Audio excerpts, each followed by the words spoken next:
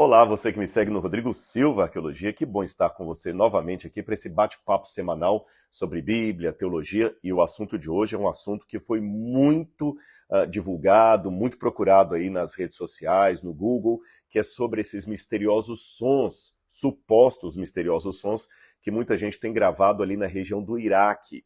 Também o secamento do rio Eufrates. Seria isto um cumprimento da profecia bíblica de Apocalipse? Será que esses sons seriam de fato sons fantasmagóricos, digamos assim, de demônios que estariam diretamente do inferno gritando e aguardando a soltura de Deus para cumprir uma profecia segundo a qual esses demônios matarão 1/3 da população do mundo? Muitas pessoas procuraram isso aí no Google e várias delas mandaram perguntas para mim nas redes sociais. Qual é a minha opinião a esse respeito? Será que realmente nós estamos vendo um cumprimento da profecia bíblica? Então é sobre esse assunto que eu vou falar hoje. Eu demorei um pouquinho a gravar um vídeo sobre ele, porque eu estava viajando, e entre uma viagem e outra que a gente vai preparando os vídeos para alimentar aqui o canal do YouTube. Aproveitando o ensejo, antes de eu entrar no tema, se você não é inscrito no canal, mas gosta do conteúdo que eu apresento aqui, então se inscreva, tá bem? Coloque aí também o sininho de notificações ativado, para que sempre que eu postar um vídeo novo, você seja avisado, o algoritmo entenda que você se interessa por aquele assunto, e assim você está ajudando o crescimento desse canal aqui. E também convido você a me seguir nas outras redes sociais, lá no Instagram e também no Facebook. E sempre o endereço é o mesmo, Rodrigo Silva Arqueologia. Fácil de encontrar ali, tá bem? Vamos então a esta questão bíblica. Acho que não preciso nem entrar em muitos detalhes sobre o que estão dizendo por aí, mas talvez para o benefício daqueles que não ouviram falar do assunto, que eu acho que seriam poucos, há muitos vídeos na internet, às vezes apenas um áudio, às vezes um áudio com um vídeo, gravados supostamente no Iraque, com sons horríveis, horripilantes, vindos do fundo de um buraco, às vezes de uma caverna, que as pessoas atribuem a serem sons de vozes de demônios diretamente do inferno. E também nós estamos acompanhando, isso aqui é verdade, nos noticiários, uma crise de água, uma crise hídrica ali no Iraque. O rio Eufrates está literalmente perdendo o seu volume de água, e muitas pessoas atribuem isso aí ao cumprimento de uma profecia do Apocalipse. Eu vou ler para você aqui as passagens bíblicas que normalmente são atribuídas tanto a esse secamento do rio Eufrates que estamos acompanhando, esse evento ecológico, esse desastre ecológico, bem como a esses supostos sons de demônios que estão sendo gravados e colocados aí, postados na internet. O primeiro texto do Apocalipse, que muita gente pensa que teria relação com isso aí, seria Apocalipse capítulo 7, versículos 1 em diante, que dizem assim: Depois disso, vi 4 anjos em pé nos 4 cantos da terra, segurando os 4 ventos da terra, para que nenhum vento soprasse sobre a terra, nem sobre o mar, nem sobre árvore alguma. Vi outro anjo que subia do nascente do sol, tendo o selo do Deus vivo.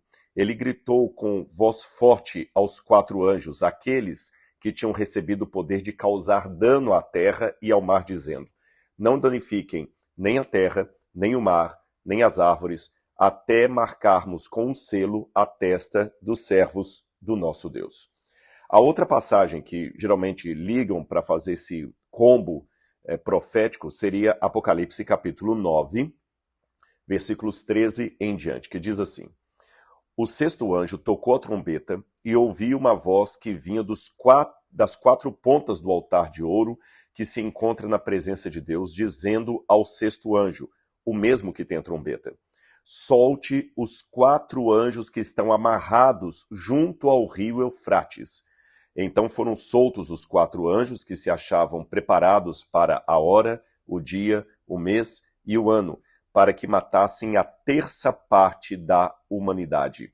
O número do exército, da cavalaria deles, era de 20.000 vezes 10 milhares. Eu ouvi o seu número. Então aqui, para começar, muitos pensam que esses 4 anjos aqui que estão atados junto ao rio Eufrates seriam os mesmos 4 anjos mencionados em Apocalipse 7, que Deus autorizou trazer dano à terra. Para completar esse combo, a outra passagem que geralmente é citada é Apocalipse capítulo 16, versículos 12 em diante, que fala assim: o sexto anjo derramou sua taça sobre o grande rio Eufrates. As águas do rio secaram, para que se preparasse o caminho dos reis que vêm do Oriente. Então vi sair da boca do dragão, da boca da besta e da boca do falso profeta, 3 espíritos imundos semelhantes a rãs. São espíritos de demônios, operadores de sinais, e se dirigem aos reis do mundo inteiro, a fim de ajuntá-los para a batalha do grande dia do Deus Todo-Poderoso. Bom, como é que eu interpreto essa profecia aqui? Será que ela estaria aludida realmente ao que está acontecendo no Rio Eufrates? A primeira coisa que nós devemos tomar muito cuidado, irmãos, é que o livro do Apocalipse é essencialmente um livro profético / simbólico. Faz parte da literatura apocalíptica usar simbolismos. E todas as vezes que nós queremos literalizar tudo do Apocalipse, nós acabamos criando uma situação muito complicada. Por exemplo, se você fala os 4 cantos da Terra como sendo algo literal, você dá margem para os que acreditam, por exemplo, na Terra plana. E muitos deles vão escrever aqui, realmente a Terra é plana, porque fala dos 4 cantos. Se você literaliza algumas questões como corrente, chave, porta, nós entraremos numa situação um tanto complicada, porque, por exemplo, no Apocalipse capítulo 5, é visto o trono de Deus, e sobre o trono de Deus um cordeiro como que houvesse sido morto. Ora, se isso for literal, então Jesus, agora no céu, tem a forma de um cordeiro? Ele não é mais um ser humano no céu? Veja, Jesus subiu ao céu, assim acredita a tradição cristã de longa data, baseada na Bíblia. Jesus subiu ao céu num corpo humano glorificado, e ele retém esse corpo humano glorificado no céu. Então, se eu literalizar a cena bíblica, que no trono havia um cordeiro imolado, porém vivo, então como é que eu fico com a ideia de que Jesus está no céu num corpo humano? Ou às vezes ele aparece com um corpo humano, às vezes com um corpo de cordeiro.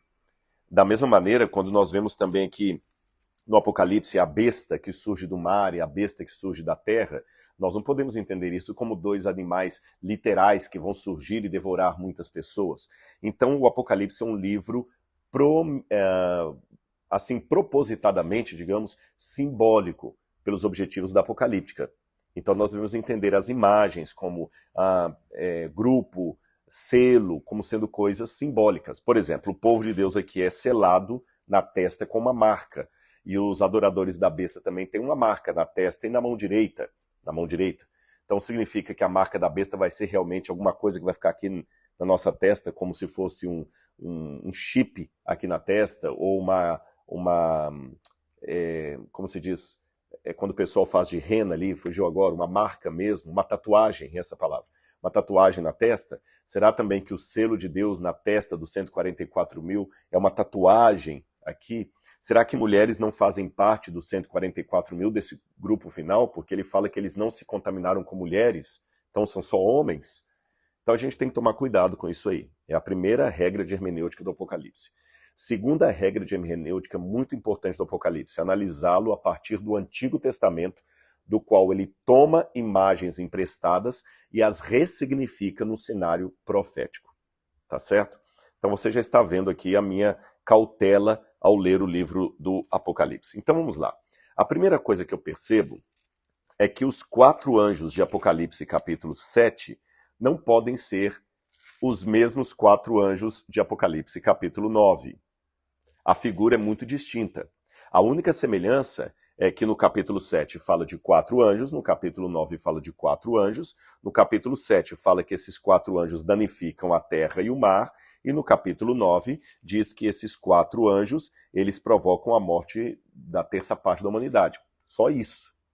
Mas há mais dessemelhanças entre eles do que semelhanças. Quer ver?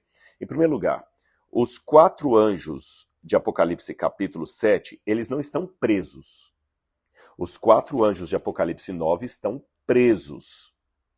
Os 4 anjos de Apocalipse 7, eles estão apenas segurando os 4 ventos. Em lugar algum aqui do capítulo é descrito que esses anjos estariam presos, acorrentados. Não, eles estão segurando os 4 ventos. Pelo contrário, se eles estão retendo os 4 ventos, é porque eles estão soltos e têm a capacidade de segurar os 4 ventos. Outro detalhe, esses 4 anjos que seguram os 4 ventos, eles seguram até que Deus lhes dê a ordem para soltar os 4 ventos. E são os 4 ventos, preste atenção aqui, olha. Vou ler de novo aqui, ó. Vi outro anjo que subia do céu, tendo o selo do Deus vivo, e ele gritou com forte voz aos anjos, aqueles que tinham recebido o poder de causar dano à terra e ao mar, dizendo: não danifiquem a terra nem o mar, até marcarmos com o selo a testa dos servos do nosso Deus. Esses anjos, eles têm autoridade para danificar a terra e o mar, no sentido que eles estão segurando os ventos. Quando eles soltam os ventos causam toda a destruição. E mais um detalhe importante, o ato judicial desses anjos de danificar pela soltura dos ventos as árvores, o mar e a terra, refere-se aos alimentos da natureza. Quanto aos anjos de Apocalipse capítulo 9, eles têm uma ação direta sobre aqueles que têm a marca da besta. Tá certo? São esses que são destruídos, não necessariamente a natureza. Outro detalhe, esses anjos do capítulo 7 não podem, já falei que eles não estão amarrados como os do capítulo 9, e eles não parecem ser anjos maus, parecem ser anjos do bem. Diferente dos anjos de Apocalipse capítulo 9 que estão amarrados. Deus não teria por que amarrar anjos bons. Os anjos que estão amarrados são anjos que fazem parte do séquito de Lúcifer, ou do diabo, que caíram com ele do céu. Tá bom? Então, para mim, que são anjos diferentes. Outro detalhe, esses 4 anjos estão presos no rio Eufrates. Eles não estão retendo ventos sobre a terra. Então, antes de eu entrar em Apocalipse capítulo 16, vamos tentar entender o que significa esses 4 ventos que o Apocalipse capítulo 7 descreve como ainda restritos. Quando nós vamos a Jeremias capítulo 25, aliás, antes eu quero ler uma passagem aqui. Vamos ver que os 4 ventos referem-se ao que haveria de acontecer na terra de um modo geral, uma situação universal. Zacarias capítulo 6, versículos 1 a 8, fala uma imagem semelhante, e o Apocalipse bebe muito no Antigo Testamento. Zacarias capítulo 6 faz o seguinte: outra vez levantei os olhos, e eis 4 carruagens que saíam do meio de 2 montes, e esses montes eram de bronze. Na primeira carruagem, os cavalos eram vermelhos, na segunda eram pretos, na terceira eram brancos, na quarta eram baios, todos fortes. Então perguntei ao anjo que falava comigo: Senhor, o que é isso? E ele disse: são os 4 ventos do céu que saem de onde estavam diante do Senhor de toda a terra. Então esses 4 ventos saem, e eles são ao mesmo tempo ventos e carruagens. Ora, vento na Bíblia é a mesma palavra para espírito, e os anjos também são chamados de espírito. Se você notar, esses anjos saem para danificar a terra. Em Apocalipse capítulo 6, você tem os selos, e os 4 primeiros selos também mostram cavaleiros em seus cavalos, com a ordem de danificar a terra. Eles saem com a ordem de danificar a terra. A mesma imagem de Zacarias capítulo 6. E aqui diz assim, ainda no verso Zacarias capítulo 6, versículo 7. Assim os cavalos fortes saem, forcejando para seguir diante para percorrerem a terra. O Senhor lhes disse: vão e percorram a terra.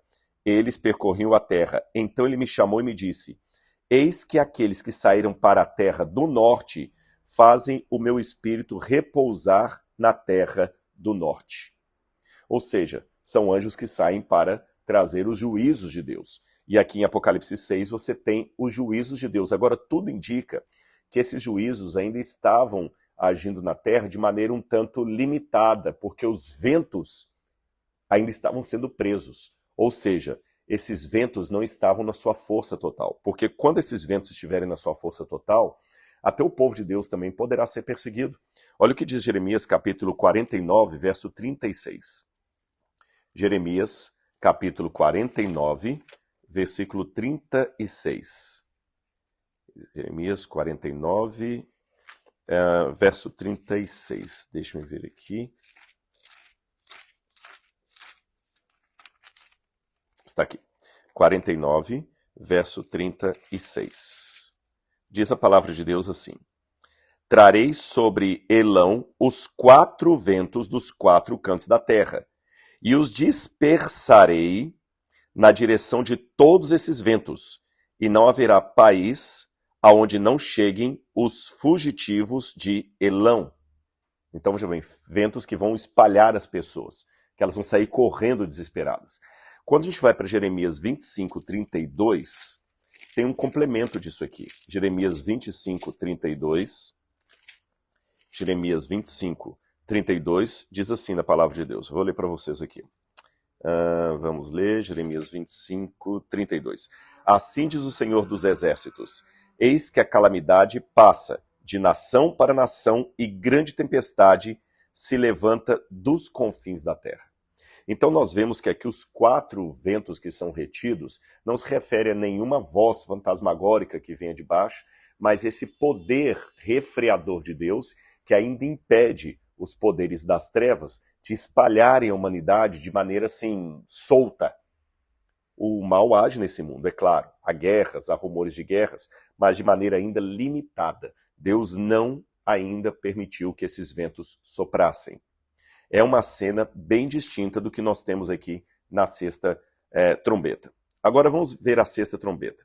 A sexta trombeta fala da soltura dos anjos que estão amarrados no grande rio Eufrates. É outro cenário. Não são anjos que retêm ventos. São anjos que são soltos. Para quê? Para matar, naquele momento, a terça parte da humanidade. Como é que a gente pode entender isso aqui? Bom, alguns autores, alguns teólogos de linha preterista pensam que aqui é uma referência a Nero Redivivus, mas eu não vejo assim, eu não tenho essa visão preterista do Apocalipse. Eu vejo o Apocalipse de maneira historicista, mas com um clímax final, que seria essa sexta trombeta. Como é que a gente pode interpretar? As trombetas aqui parecem juízos de Deus dados a todos aqueles que atacaram o povo de Deus. E aqui o cenário não é diferente. Quando a gente vê, por exemplo, essa referência ao rio Eufrates, entenda que o rio Eufrates é na Bíblia sempre marcado como tanto os limites do Jardim do Éden, como também o grande lugar onde estava a Babilônia. Sempre o rio Eufrates era a glória da Babilônia. E em várias passagens da Bíblia Sagrada, o Eufrates é mencionado como o símbolo do orgulho, da glória da Babilônia, que a fazia repousar tranquila em sua capital, porque a capital da Babilônia passava o rio Eufrates no meio da capital da Babilônia. Você tem 2 Babilônias, tem a Babilônia Império e tem a Babilônia Cidade da Babilônia. Tanto é que em inglês você tem as 2 palavras. Quando você fala Babylon, você está falando justamente do reino da Babilônia. Quando você fala da cidade da Babilônia, corrigindo. Quando você fala Babilônia, você está falando do reino da Babilônia. Em português, nós temos apenas uma palavra, Babilônia, para se referir tanto ao império quanto à cidade. Mas entenda que é a mesma coisa que nós dissermos São Paulo, Estado, e São Paulo, capital. Tá bom? Então tinha a Babilônia, Estado, e a Babilônia, capital. A cidade da Babilônia tinha o rio Eufrates passando pelo meio dela. E o grande orgulho é que as águas do rio Eufrates eram tão volumosas que ainda que um exército conseguisse algo inimaginado na época, cercar a cidade da Babilônia, ela tinha tanta água ali dentro que o exército ia desistir e ir embora e a cidade ia ficar tranquila ali, porque ela tinha água e tinha comida para anos, sem ceder ao exército inimigo, diferente de Jerusalém, que não tinha nenhum rio passando por dentro dela, né? Aí quando nós vamos, por exemplo, a Jeremias capítulo 51, versículo 13, Jeremias, já que eu estou aqui em Jeremias, vamos continuar. Jeremias 51, versículo 13, Deus fala alguma coisa sobre esse orgulho da Babilônia, que era o rio Eufrates. Diz assim, olha, você que mora sobre muitas águas e está rica de tesouros, o seu fim chegou, o fio da sua espada foi cortado. Babilônia era descrita como aquela que morava sobre muitas águas. E, curiosamente, foi justamente as muitas águas da Babilônia, seu orgulho, glória e autoconfiança, que causaram a sua ruína. Porque, de acordo com a história secular e também a Bíblia Sagrada, quando Ciro e Dario, da Medo-Pérsia, os dois, vieram para atacar Babilônia, o que eles fizeram? Eles desviaram o curso do rio, sem que a cidade percebesse, E os homens, os medo-persas, entraram pelo canal justamente do rio da Babilônia, cujas águas baixaram, e surpreenderam todos que estavam dentro do palácio do rei, matando o rei com a sua comitiva, com seus ministros, e tomando Babilônia sem derramamento de sangue, no sentido de matar as pessoas, sem batalha. Tanto é que no cilindro de Ciro, você tem lá escrito como ele conquistou a Babilônia. Ele fala assim: eu destruí a Babilônia sem batalhas. Olha que ironia da história. O rio Eufrates, que dava tanta confiança e tanto orgulho à Babilônia, foi justamente o instrumento que serviu de base para que os persas entrassem na cidade, justamente pelos seus aquedutos ali, com as águas baixas, e tomassem o palácio do rei.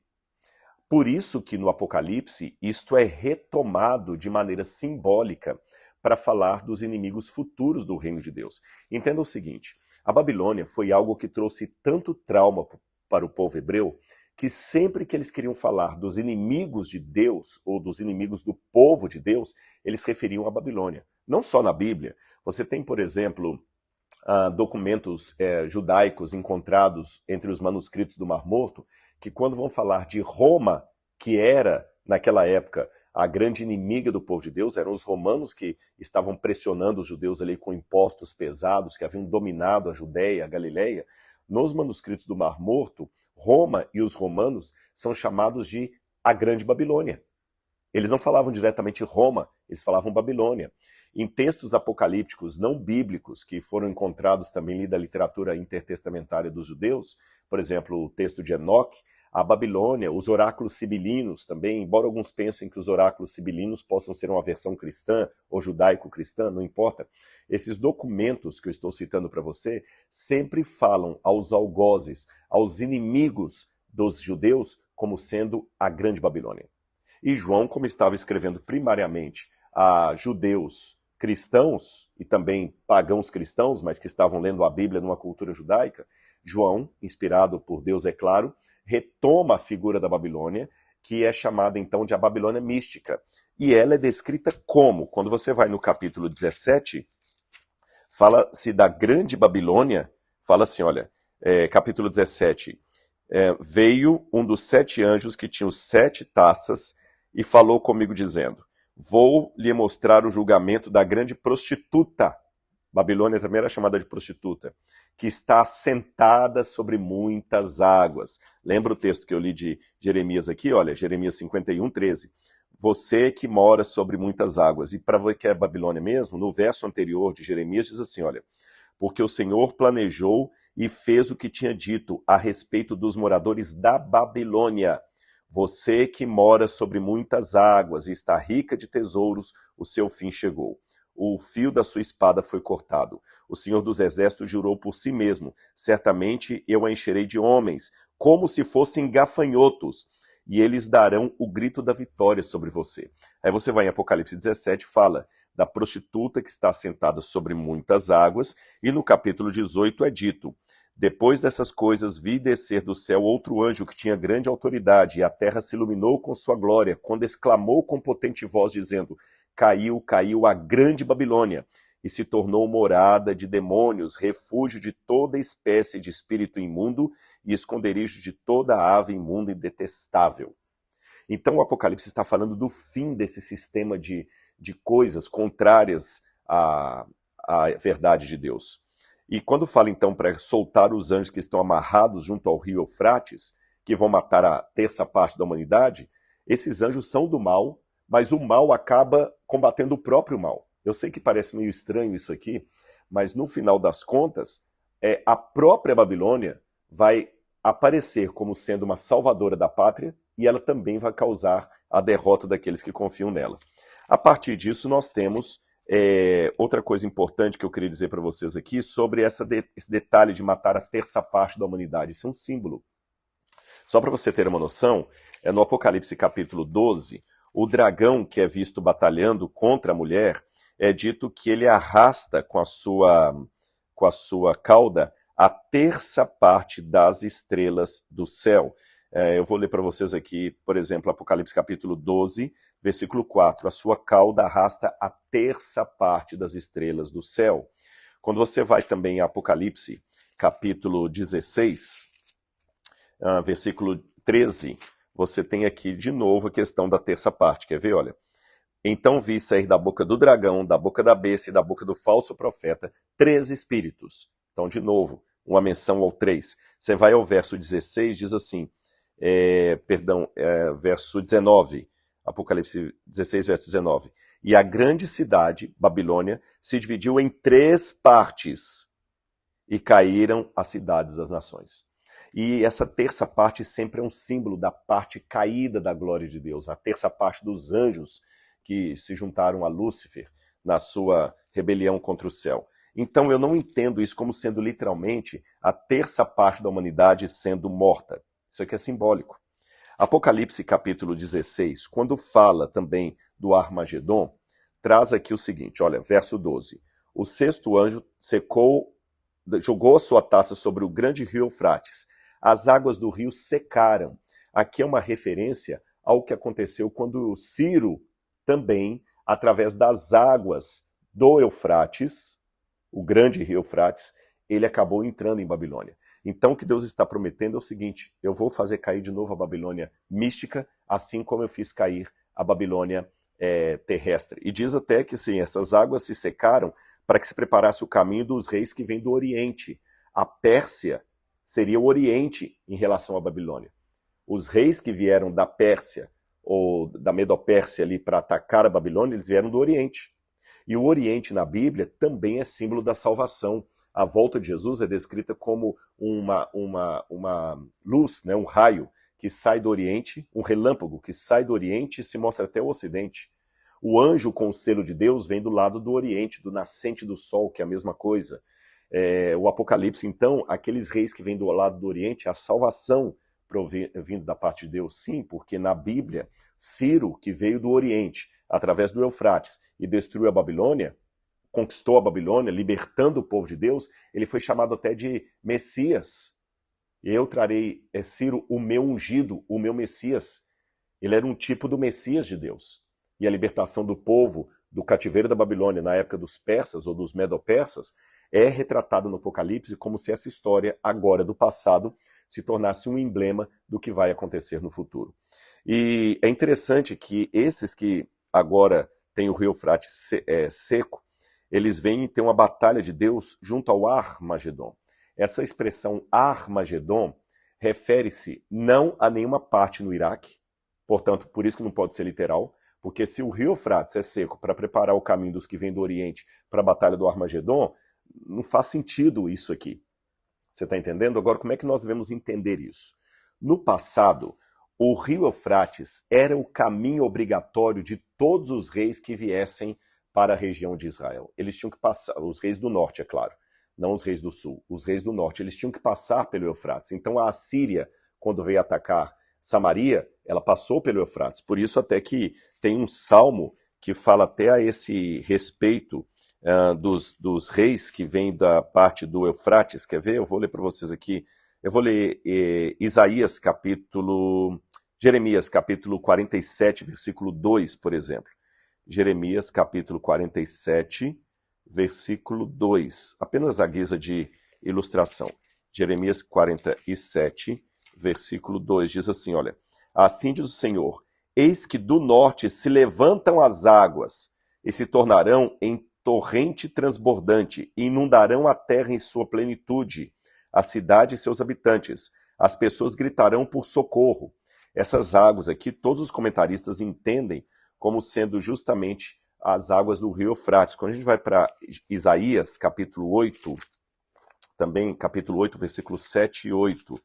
Isaías 8, versículos 7 e 8, tem algo também muito parecido com isso. Fala que, olha, eis que o Senhor fará vir sobre ele as águas do Eufrates, fortes e impetuosas, isto é, o rei da Assíria com toda a sua glória. Essas águas encherão o leito dos rios e transbordarão todas as suas ribanceiras, penetrarão em Judá. Então, ou seja, o rio Eufrates, por onde vinha a Assíria, era o símbolo da destruição que vinha sobre o povo. E diz que essas águas inundam.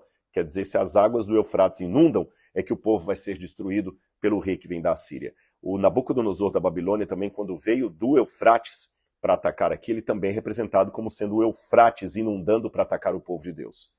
Agora nós temos uma imagem oposta. O Eufrates não inunda para atacar o povo de Deus, ele seca para preparar o caminho dos que vêm libertar o povo de Deus. Percebeu o contraste?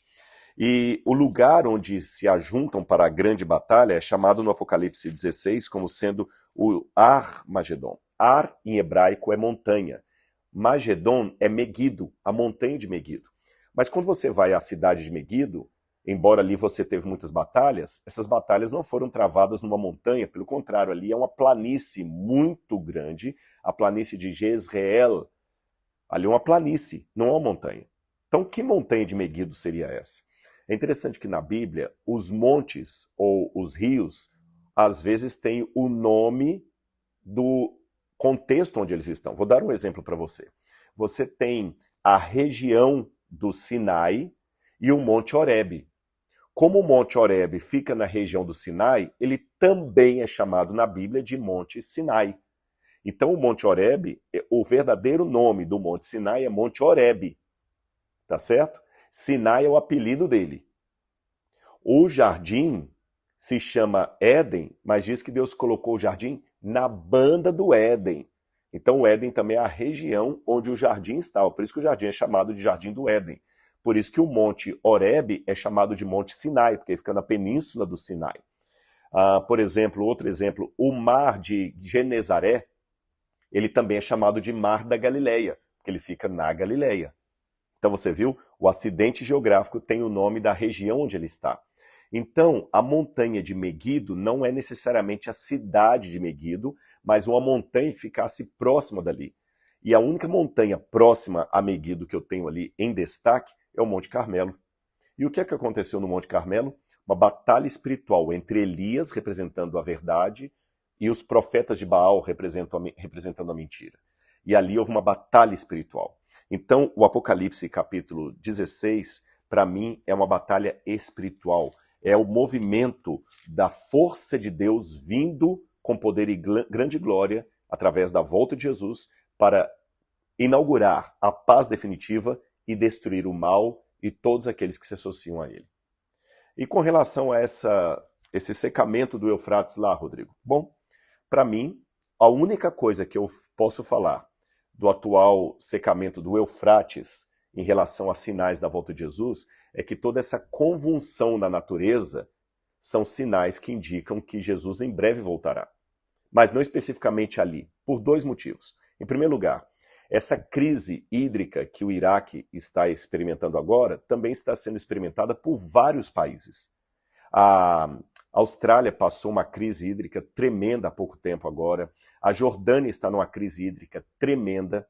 Vários rios do mundo estão literalmente secando, no sentido que estão perdendo bastante volume d'água. O próprio Brasil, embora nós temos aqui um paraíso de águas, nós corremos o risco de perder as nossas águas. Há até pessoas que pensam que a guerra no futuro possa ser pela água que está no Brasil.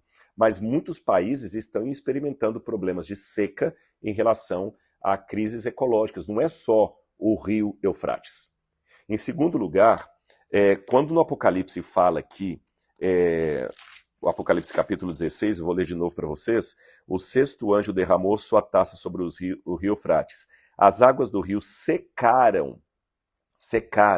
No original grego, esse verbo secaram está no auristo passivo. O que é o auristo? O auristo é uma ação pontual que acontece de uma vez por todas, instantânea.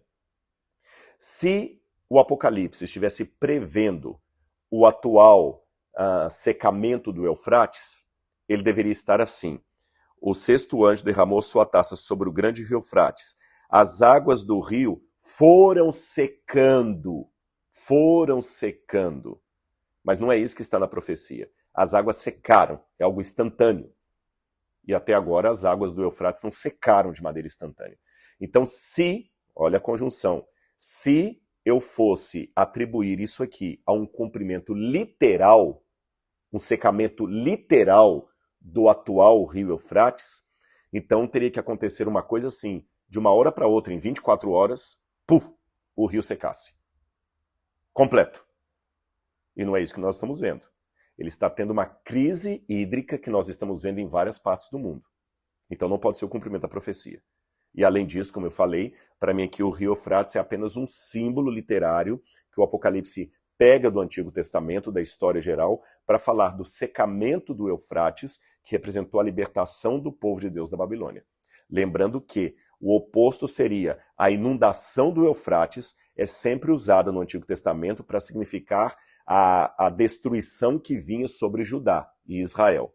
Quando a Bíblia fala a inundação das águas do Eufrates, era a destruição de Judá e Israel. Quando a Bíblia fala o secamento do Eufrates, era o fim da Babilônia, era a libertação do povo. E o Apocalipse toma essa imagem para falar que no futuro, aconteça o que acontecer, não podemos perder a nossa confiança em Deus, a nossa fé em Deus, porque ele vai agir hoje como agiu na época da Babilônia. Tá certo?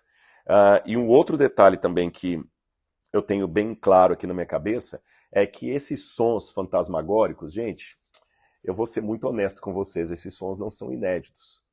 Há vários vídeos na internet de gente contando que abriu um buraco e que ouviu vozes de demônios lá de baixo. E eu creio na Bíblia, eu creio na breve volta de Jesus. Esses dois elementos são muito preciosos para mim.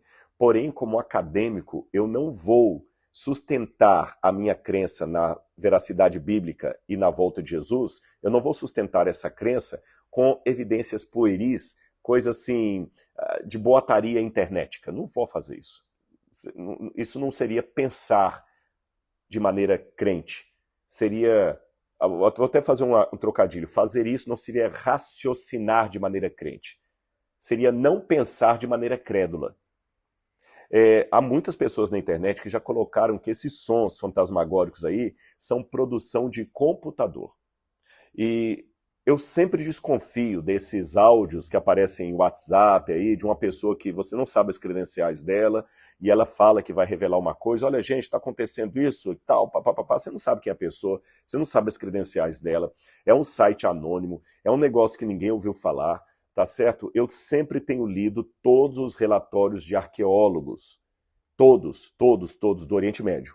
Todos não do mundo inteiro, eu não leio nada sobre a arqueologia da China, nem aqui do Brasil, estou falando arqueologia do Oriente Médio.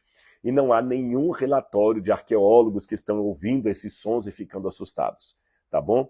São vídeos assim muito estranhos, muito anônimos, que você não sabe onde aconteceu, que gente que entende de sons, de produção de som, fala que isso aí é coisa sintetizada em computador, que é fake. Então assim, seja um crente na palavra de Deus, mas não um crédulo. O crente observa com parcimônia e cautela os sinais dos tempos, porque ele não brinca com a salvação. O verdadeiro crente não é aquele que descansa e fala o seguinte, meu Senhor tarde virá. Mas o verdadeiro crente, ele também não se dá ao papel de se tornar um crédulo. O que é um crédulo? É um ingênuo. Uma pessoa que fica toda hora pegando uma boataria, e agora, e isto acaba trazendo uma desqualificação para o evangelho. Você conhece a história de Pedro e o lobo? Se não conhece, eu vou resumir para você. Aquela velha história do menino, do Pedro, que ficava gritando, vem aí o lobo, e todo mundo se preparava na aldeia para atacar o lobo e era uma brincadeira. E todo mundo ficava chateado. E no outro dia ele gritava de novo, olha o lobo, e todo mundo saía, é agora, e não acontecia nada. Até que o dia que o lobo estava realmente chegando, o menino gritou, olha o lobo, era o lobo. E ninguém se deu conta e o lobo acabou devorando o menino. Então vamos dar o som correto à voz profética. Não vamos brincar como Pedro e o lobo, dando sons falsos, porque se for assim, nós não conseguiremos, através do Espírito, levar as pessoas a acreditarem na verdade, porque nós estamos colocando de uma maneira muito simplória, muito ingênua, tá certo? Então creio na volta de Jesus, creio nas profecias, mas é como eu interpretei para vocês aqui. Não acredito que são coisas literais que vão acontecer aí, o Eufrates secar e os diabos começarem a gritar lá do fundo. Não, não é esta a hermenêutica que sustenta a leitura do Apocalipse. Eu espero que você tenha gostado desse vídeo e, como eu falei no início, se inscreva no canal e também, se você quiser aprender mais da Bíblia comigo, eu convido você a ser meu aluno no curso A Bíblia Comentada com Rodrigo Silva, que eu vou deixar no descritor aqui o link para você se inscrever e fazer parte. São mais de 23 mil alunos que já estão estudando a Bíblia comigo toda semana, livro a livro. E você pode ser o próximo. Um grande abraço, fique com Deus e até o nosso próximo vídeo. Tchau, tchau.